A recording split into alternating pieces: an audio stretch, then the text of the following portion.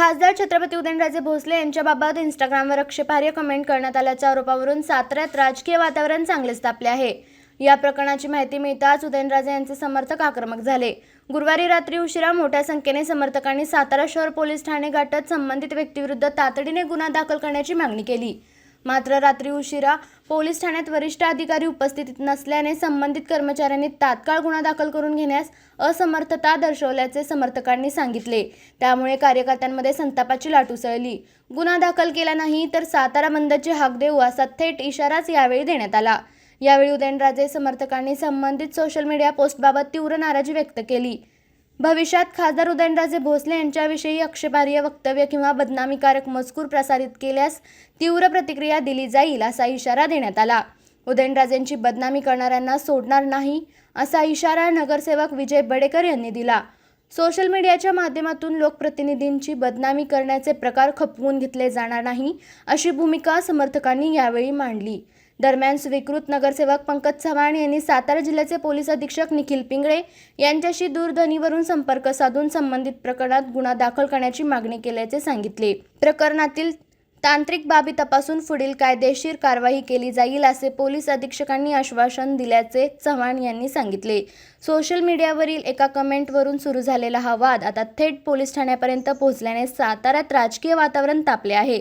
संबंधित कमेंट नेमकी कोणी केली, तिचे स्वरूप काय आहे आणि त्यामागील व्यक्ती कोण आहे याचा तपास पोलिसांकडून होणार आहे। त्यामुळे पोलिसांच्या पुढील भूमिकेकडे आता सर्वांचे लक्ष लागले आहे। बोलवा तुमच्या वरिष्ठ अधिकाऱ्यांना, मला लिखी दिलं माझ्याकडे पत्र आहे आता। हो थांबा जरा, शांतीने जवळ घ्या।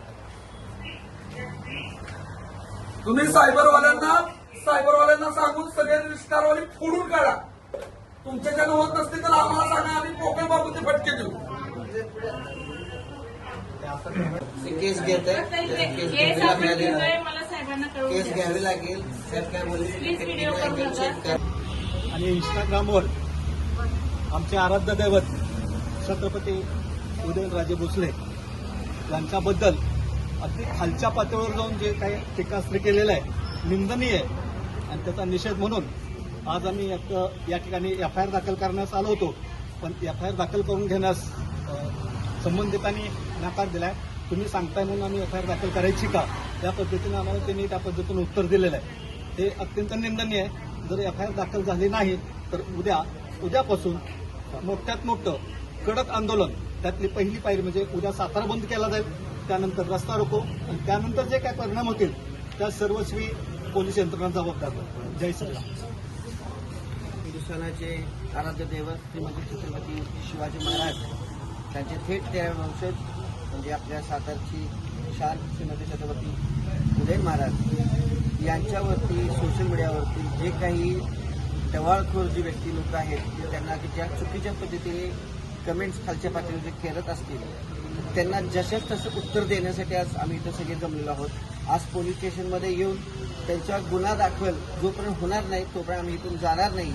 आणि SP साहेबांनी आता आश्वासन दिलंय की आम्ही टेक्निकल अँगल सगळ्या चेक करून त्यांच्यावर गुन्हा लगेच दाखल करून घेऊ। परंतु जोपर्यंत कागदावरती जो गुन्हा दाखल होत नाही तोपर्यंत इथून कोणीही सभापती असतील, अध्यक्ष असतील, सगळे विश्व हिंदू परिषदेचे सगळे सदस्य असतील, बजरंग दलाचे सदस्य असतील, सगळे उदयनराजेंचे कार्यकर्ते असतील, हे सगळे इथून हलणार नाहीत। आज एकच सांगतो, तिथून पुढं जो कोणी महाराजांच्या बाबतीत चुकीचे पाऊल किंवा चुकीचं स्टेटमेंट, चुकीची कमेंट्स टाकेल त्याला जसंच तसं उत्तर दिलं जाईल, त्याला तिथले तिथे ठोकून काढलं जाईल। आराध्य दैवत श्रीमंत छत्रपती शिवाजी भोसले तसेच त्यांचे थेट 13वे वंशज श्रीमंत छत्रपती उदयनराजे भोसले यांच्याबद्दल इंस्टाग्रामवर, फेसबुकवर जे काही कमेंट्स आलेले आहेत त्या निंदनीय आहेत।